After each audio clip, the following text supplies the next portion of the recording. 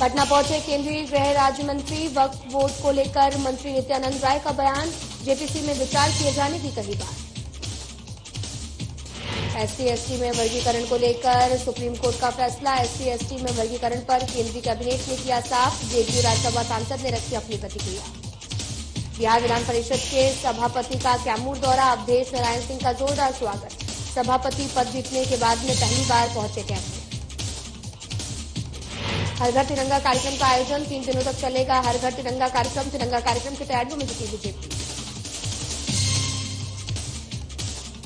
मुर्मू में बढ़ती उग्रवादी घटनाओं को लेकर सरकार गंभीर। उग्रवादियों और अवैध कारोबारियों के खिलाफ एक्शन। डीआईजी अनूप बिरथरे को दिया गया गार्ड ऑफ ऑनर। नमस्कार, मैं हूं आपके साथ अंकिता पाल। बुलेटिन की शुरुआत करते हैं। केंद्रीय गृह राज्य मंत्री नित्यानंद राय पटना पहुंचे हैं, जहां उन्होंने कहा कि वक्फ बोर्ड को लेकर जो भी सरकार की सोच है, उस सोच के साथ जेपीसी में उस पर विचार किया जाएगा। साथ ही ये भी कहा कि मोदी सरकार ने स्पष्ट किया है कि संविधान में एससी/एसटी के आरक्षण को जो प्रावधान है उसमें क्रीमी लेयर नहीं है। आगे उन्होंने क्या कुछ कहा है, आपको भी सुनाते हैं। उसके तथ्यों पर जाना चाहिए कि किस प्रकार से वक्फ बोर्ड की संपत्तियों का उपयोग उसी अल्पसंख्यक समाज के महिलाओं के लिए और बच्चों के लिए और उनके गरीबों के लिए हो। इस सोच के साथ ऐसे यह मामला अब जेपीसी में चला गया है, तो वहाँ उस पर चर्चा होगी, उस पर विचार होगा। सर, क्रीमी लेयर पे कल चर्चा चली कि बिल्कुल मोदी सरकार ने स्पष्ट किया है और माननीय प्रधानमंत्री जी का भी स्पष्ट विचार आया है कि बाबा साहब भीमराव अंबेडकर जी के संविधान में जो एससी और एसटी के आरक्षण का जो प्रावधान है उसमें क्रीमी लेयर नहीं है, इसलिए एससी एसटी के आरक्षण में क्रीमी लेयर नहीं रहेगा। सुप्रीम कोर्ट द्वारा एससी/एसटी में वर्गीकरण को लेकर फैसला दिया था, ठीक उसके विपरीत केंद्रीय कैबिनेट ने साफ कर दिया है और एससी/एसटी में अब किसी भी तरह का वर्गीकरण नहीं होगा। इसको लेकर जेडीयू राज्यसभा सांसद संजय झा ने भी अपनी प्रतिक्रिया देते हुए अन्य मुद्दों पर भी अपनी बात रखी है। उन्होंने क्या कुछ कहा, आपको सुनाते हैं। बिहार में नीतीश कुमार जी ने सब कैटेगराइजेशन का काम 2007 में ही किया था। खास करके जो महादलित मिशन बनाया और उन लोगों के लिए जो अफर्मेटिव एक्शन करना था उन लोगों को किया, उन लोगों को अपलिफ्ट किया। और जो भी वो तो सही बोले हैं, सही डिसीजन है वो क्रीमी लेयर वाला जो बोले हैं, यही लाइन है। मनीष सिसोदिया को बेल मिल गई है। आम आदमी पार्टी के नेता लोग बोल रहे हैं कि साजिश के तहत इन लोगों को फंसाया। अब इस पे क्या कमेंट करना पे, मैटर कोर्ट में है, सब जुडिस है मैटर। कोई कोर्ट उनको रिहा मैंने फ्री कर दिया है क्या केस से? केस तो चल ही रहा है ना अभी। आरक्षण के अंदर आरक्षण वाले मामले में केंद्र सरकार ने बड़ा बता दिया सपोर्ट किया है। नहीं बताया ना, अभी तो कमेटी बन गई, जेपीसी बन गई है और जिनको जो बात रखना है जाकर के जेपीसी के सामने इस विषय पर बात रख सकते हैं। कैमूर पहुंचे बिहार विधान परिषद के सभापति अवधेश नारायण सिंह का जोरदार स्वागत किया गया है। बिहार विधान परिषद के सभापति पद पर चौथी बार निर्विरोध जीतने के बाद में कैमूर में पहली बार अवधेश नारायण सिंह पहुंचे हैं। इस दौरान आयोजित कार्यक्रम की अध्यक्षता प्रखंड अध्यक्ष प्रमोद मिश्रा, संचालन महामंत्री विपिन कुमार केवट ने किया। वहीं कार्यक्रम को संबोधित करते हुए सभापति ने कहा कि मैं कैमूर के लोगों के लिए हमेशा खड़ा रहूंगा। आयोजित अभिनंदन समारोह में बीजेपी नेता दीनानाथ सिंह, प्रखंड प्रमुख श्याम कुमार शाह और मुखिया राम अवध यादव सहित अन्य लोग भी शामिल रहे।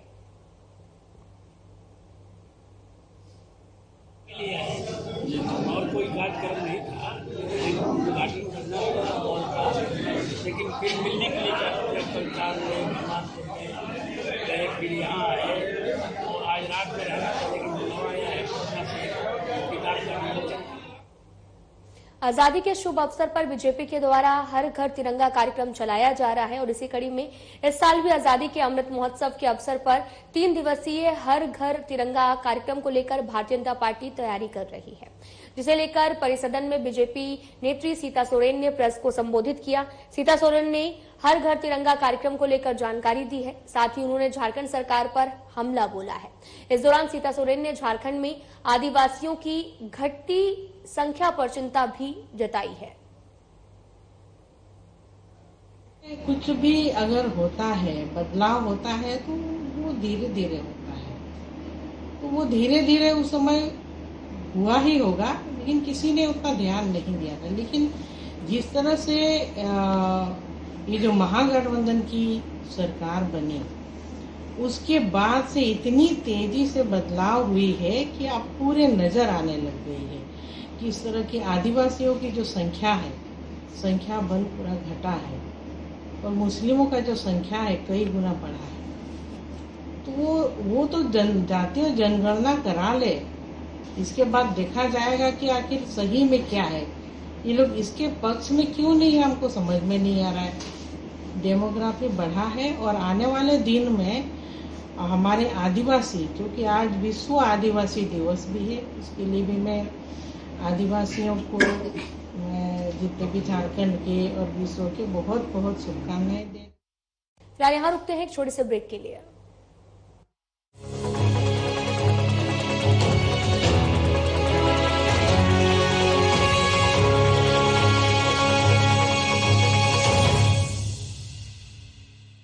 झारखंड मुख्यमंत्री मैया सम्मान योजना से हेमंत सरकार देगी झारखंड की लाखों बहनों को खुशियों का उपहार। हर बहना को हर साल मिलेगा 12,000। ये योजना थी 1,000 रुपया हर महीना इंगन खकरो आऊंगी इन मुरु खुश रहें। इस योजना के तहत जो हर महीना 1,000 रुपया की सहायता राशि मिलने वाली है। सेकंडली हम इन बहुत खुश है। नोवा 1,000 टका ते दो आयमा बड़ो जाऊंगा। मेरे 2 बच्चे हैं, ये 1,000 रुपया मेरे लिए बहुत मायने रखता है। अब हमको किसी के सामने हाथ फैलाने से जरूरत नहीं है। इस 1,000 रुपए से मैं अपने जरूरतों को पूरा करूंगी। इसको हम अपने ऊपर खर्च करेंगे, मेरा बेटा में खर्च करेंगे। हम कुड़ी में नहीं बेटी इन्हीं आ रहे खर्चा या पढ़ाई रहे। इस आर्थिक मदद के लिए हेमंत दादा को बहुत बहुत धन्यवाद। नोआ योजना दो एक योजना दो बांग करना नोआ दो मैं जो को लगे अड्डी मानोत रेना करना।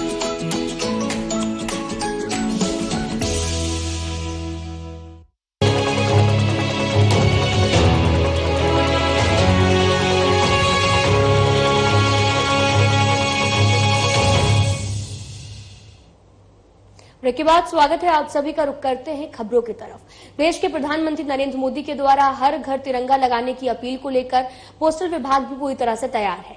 बोकारो के मुख्य डाकघर में इस अभियान को आगे बढ़ाने के उद्देश्य से 25 रुपए में लोगों को राष्ट्रीय ध्वज उपलब्ध कराया जा रहा है। पोस्ट ऑफिस में इसके लिए अलग से काउंटर भी बनाया गया ताकि लोग हर घर तिरंगा अभियान से जुड़ सके।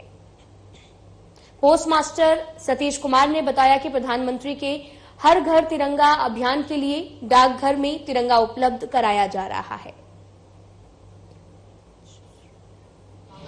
हाँ, तिरंगा झंडा भी जो है कि हम माननीय प्रधानमंत्री जी जो है कि हर वर्ष हर घर तिरंगा के लहराने के लिए वो पोस्ट ऑफिस के द्वारा जो है कि उसको बेचा जा रहा है और इसका मूल्य जो है 25 रुपया प्रति झंडा। बुढ़मू में बढ़ती उग्रवादी घटनाओं को लेकर राज्य सरकार गंभीर है। उग्रवादियों और अवैध कारोबारियों के खिलाफ सरकार एक्शन में नजर आ रही है और इसी बीच शनिवार को डीआईजी अनूप बिरथरे बुढ़मू पहुंचे हैं। बुढ़मू प्रखंड कार्यालय पहुंचने पर उन्हें गार्ड ऑफ ऑनर दिया गया और उसके साथ ही उन्होंने पुलिस पदाधिकारियों के साथ में एक हाई लेवल मीटिंग की है। वे पत्रकारों से रूबरू होते हुए डीआईजी अनूप बिरथरे ने कहा कि राजधानी रांची के ग्रामीण इलाकों में हो रही उग्रवादी घटनाओं पर पूर्ण रूपेण अंकुश लगाने को लेकर बैठक आयोजित की गई थी। जितने भी आपराधिक संगठन हैं उसमें दहशत फैलाने का काम भी किया जा रहा है। साथ ही बीते दिनों बुढ़मू प्रखंड के अपराधियों के द्वारा टर्बो हाईवे और ट्रैक्टर को आग के हवाले करने का काम भी किया था। थाना में एक्चुअली जो रांची के रूरल एसपी हैं और जो हमारे डीएसपी हैं, डीएसपी हेडक्वार्टर 1, डीएसपी सिल्ली, डीएसपी बेरो और डीएसपी खलारी और बहुत सारे थाना प्रभारियों की एक मीटिंग की गई थी डिटेल में। पिछले 1-2 सालों में रांची रूरल के एरिया जो नक्सलियों की गतिविधियों से प्रभावित रहा है, जैसे खलारी में, मेफिस्कीगंज में, चानो में, मांडर में, बेरो में और बुढ़मू में, लापुंग में, जो खास तौर पर स्प्लिंटर ग्रुप्स की एक्टिविटी से प्रभावित रहा है, जैसे PLFI है, TPC है और JJMP है, या इनके नाम पर जो आपराधिक गिरोह तैयार हुए हैं, जो घटनाएं करते हैं, धमकी देते हैं, लेवी की मांग करते हैं और इसके अलावा आगजनी की घटनाओं को कभी कभी अंजाम दिया है।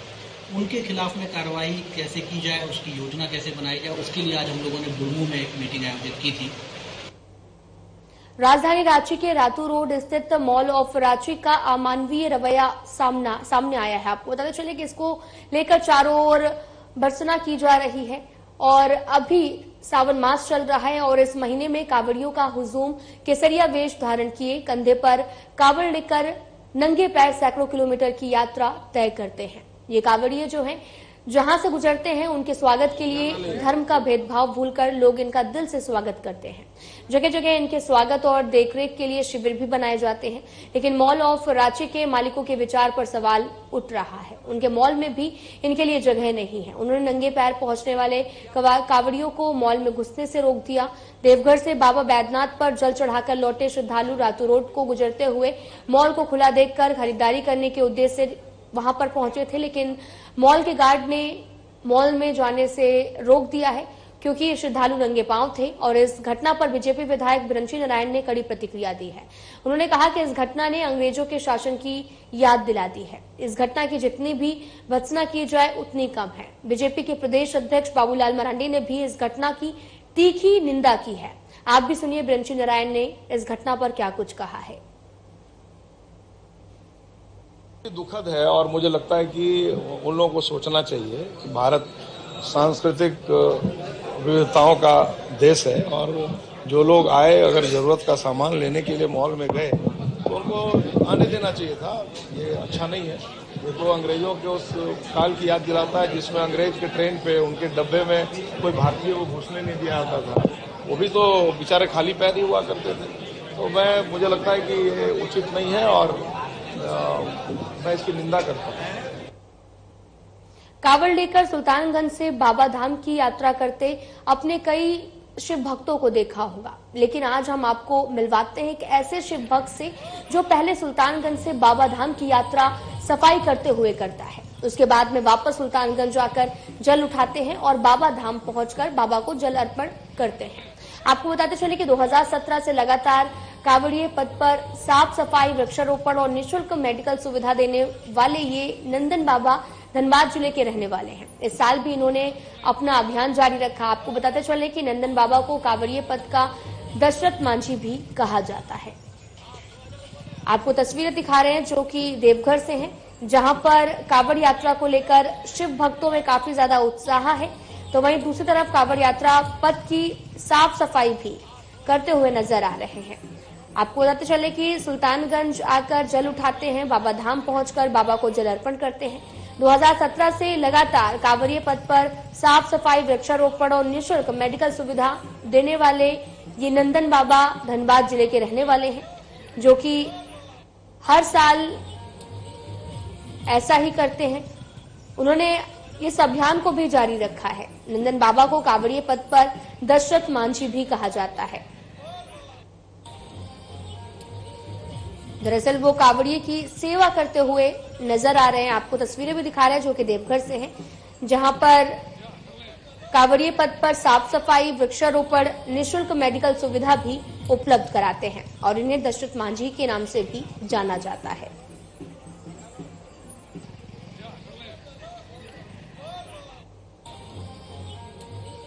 लिया हूं मैं इसीलिए कि 2000 ऐसे तो मैं कांवड़ बहुत दिन से लेके आ रहा हूं, लेकिन 2016 में मेरा पैर डैमेज हो जाने के कारण मैं 17 से ये संकल्प लिया हूं कि कांवड़िया पथ की पहले सफाई हो ताकि किसी बम को चोट ना लगे, डैमेज ना हो, उसकी जल बेकार ना हो।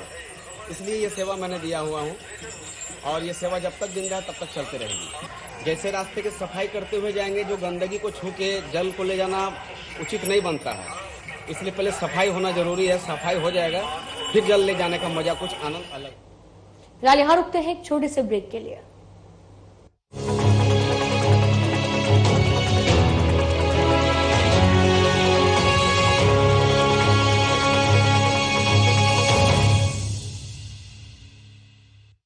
झारखंड मुख्यमंत्री मैया सम्मान योजना से हेमंत सरकार देगी झारखंड की लाखों बहनों को खुशियों का उपहार। हर बहना को हर साल मिलेगा 12,000। ई योजना ती 1,000 रुपया हर महीना इंगन खाकुरो आऊंगी इन मुरुखुसरा इन। इस योजना के तहत जो हर महीना 1,000 रुपया की सहायता राशि मिलने वाली है। सेकंडली हम इन बहुत खुश है। नोवा 1,000 टका ते दो आयमा गोड़ो जाऊंगा। मेरे 2 बच्चे हैं, ये 1,000 रुपया मेरे लिए बहुत मायने रखता है। अब हमको किसी के सामने हाथ फैलाने से जरूरत नहीं है। इस 1,000 रुपए से मैं अपनी जरूरतों को पूरा करूंगी। इसको हम अपने ऊपर खर्च करेंगे। मेरा बेटा में खर्च करेंगे। कुड़ी में नहीं बेटी इन्हीं आ रहे खर्चा या पढ़ाई रे। इस आर्थिक मदद के लिए हेमंत दादा को बहुत बहुत धन्यवाद। नोआ योजना दो एक योजना दो बांग करना नोआ दो मैं जो तू लगे अड्डी मानोत रे करना।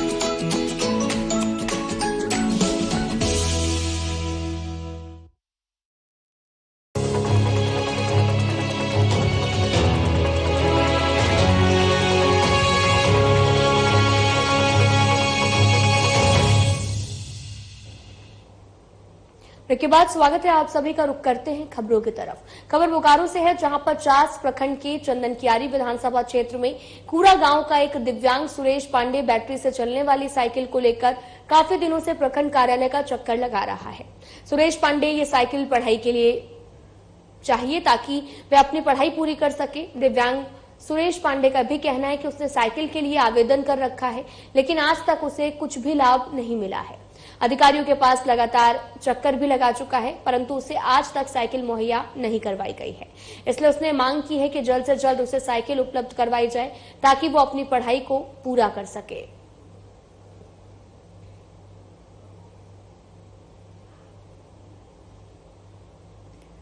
आपको तस्वीरें दिखा रहे हैं जो कि बोकारो से हैं, जहां पर 50 प्रखंड के चंदनकियारी विधानसभा क्षेत्र में कूड़ा गांव पर एक दिव्यांग सुरेश पांडे बैटरी से चलने वाली साइकिल को लेकर काफी दिनों से प्रखंड कार्यालय के चक्कर लगा रहा है। सुरेश पांडे ये साइकिल पढ़ाई के लिए उसे चाहिए ताकि वह अपनी पढ़ाई को पूरा कर सके। सुरेश पांडे ने ये साइकिल पढ़ाई के लिए करने की अपील भी की थी। अधिकारियों के लगातार वो चक्कर साइकिल मुहैया नहीं करवाई गई है, इसलिए उसने मांग की है कि जल्द से जल्द साइकिल उपलब्ध करवाई जाए ताकि वो अपनी पढ़ाई को पूरा कर सके।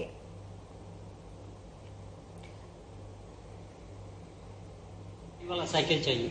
नहीं, क्यों चाहिए आपको बैटरी वाला साइकिल? पढ़ाई लिखाई करते हैं। कहाँ पढ़ाई करते हैं? मैट्रिक में। कौन जगह पे? BBM high school. क्या हुआ अभी तक आपको? अभी तक ऑनलाइन किए नहीं मिले। क्या नहीं मिला? बैटरी वाला साइकिल। तो अभी किससे मिले अभी आप? हम सीओ सर से बैठने हुआ, हम कितने बार जिला प्रखंड में आवेदन दिए है, यहाँ आवेदन दिए है, कितने बार ऑनलाइन किए है, लेकिन हमको नहीं मिला। कब ऑनलाइन किए थे आप? 1 महीना 2 महीना हो गया। नहीं मिला? नहीं मिला। अरे 1,000 पेंशन मिलते उसके सिवा कुछ नहीं मिलते हैं। जमशेदपुर में सावन महोत्सव मधुश्रावणी का भव्य आयोजन किया गया, जिसमें मिथिला का विशिष्ट पर्व मधुश्रावणी का झलक देखने को मिली है। कार्यक्रम की शुरुआत मुख्य अतिथियों के द्वारा दीप प्रज्वलित करके की गई है और इस कार्यक्रम में 200 से भी ज्यादा महिलाओं ने अपनी उपस्थिति दर्ज करवाई है, जिसमें मुख्य अतिथि के रूप में डॉक्टर रंजू झा और डॉक्टर रीना बलराम झा भी मौजूद रही हैं।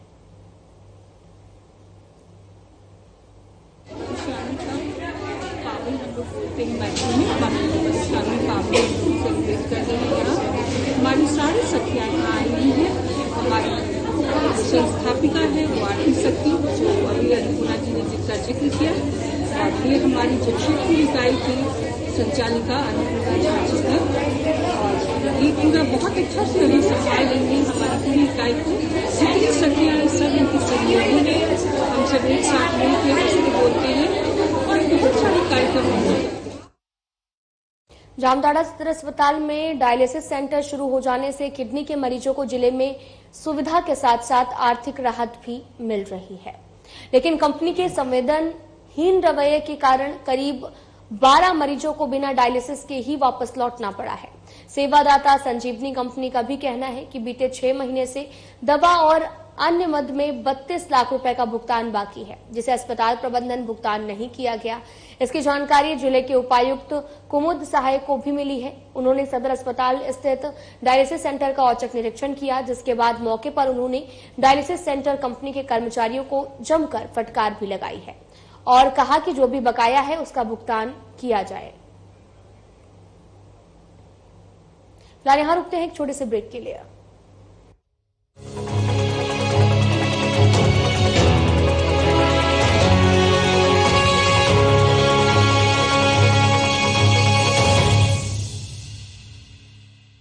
झारखंड मुख्यमंत्री मैया सम्मान योजना से हेमंत सरकार देगी झारखंड की लाखों बहनों को खुशियों का उपहार। हर बहना को हर साल मिलेगा 12,000। ई योजना ती 1,000 रुपया हर महीना इंगन खाखरो आऊंगी एन मुरु खुश रहें। इस योजना के तहत जो हर महीना 1,000 रुपया की सहायता राशि मिलने वाली है। सेकंडली हम इन बहुत खुश है। नोआ 1,000 टका ते दो आयमा गोड़े जाऊंगा। मेरे 2 बच्चे हैं, ये 1,000 रुपया मेरे लिए बहुत मायने रखता है। अब हमको किसी के सामने हाथ फैलाने से जरूरत नहीं है। इस 1,000 रुपए से मैं अपने जरूरतों को पूरा करूंगी। इसको हम अपने ऊपर खर्च करेंगे। मेरा बेटा में खर्च करेंगे। हम कुड़ी में नहीं बेटी इन्हीं आ रहे खर्चा या पढ़ाई रे। इस आर्थिक मदद के लिए हेमंत दादा को बहुत बहुत धन्यवाद। नोआ योजना दो एक योजना दो बांग करना नोआ दो मैं जो को लगे अड्डी मानोत रे करना।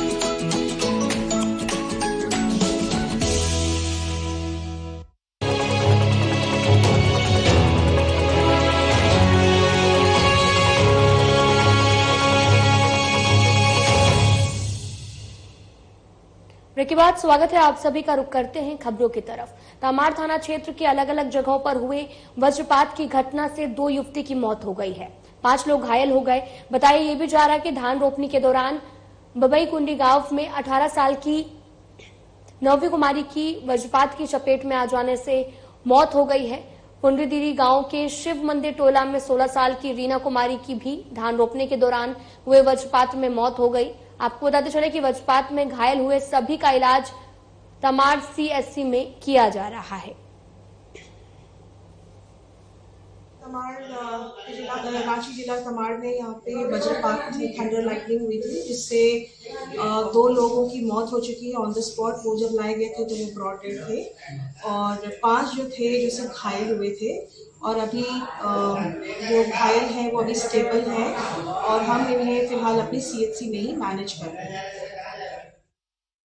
मधेपुरा के जननायक कर्पूरी ठाकुर मेडिकल कॉलेज अस्पताल में एक युवक की मौत के बाद में आक्रोशित परिजनों ने जमकर जो है वो हंगामा मचाया।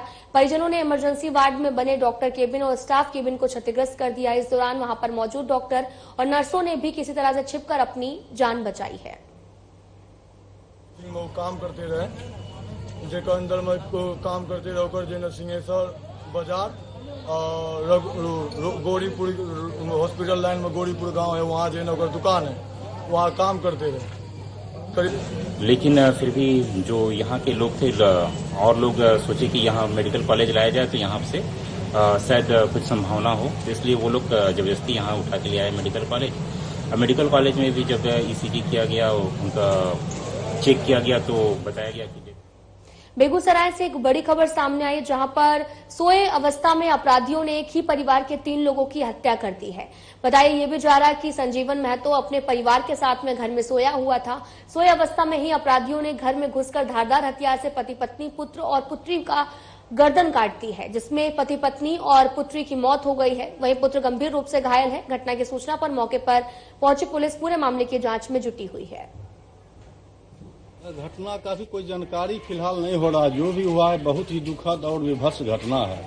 यह हम लोगों का जानकारी में लगभग 50-60 साल के इतिहास में उससे पहले भी कोई लोग बताते हैं इस ढंग का घटना इस गांव में नहीं हुआ, आसपास भी नहीं हुआ। एक ही परिवार का पति पत्नी और उसके बच्चे सहित साफ कर दिया जाता है, जबकि कहीं कोई।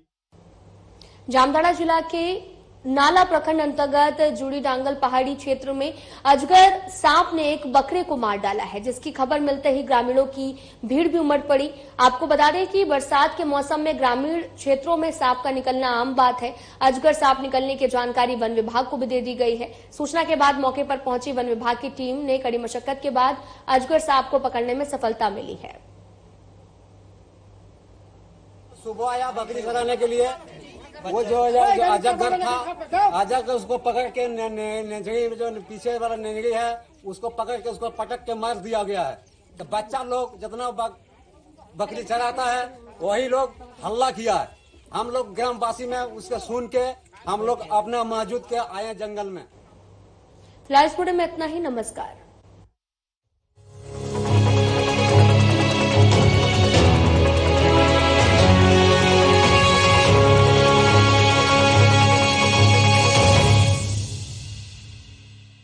झारखंड मुख्यमंत्री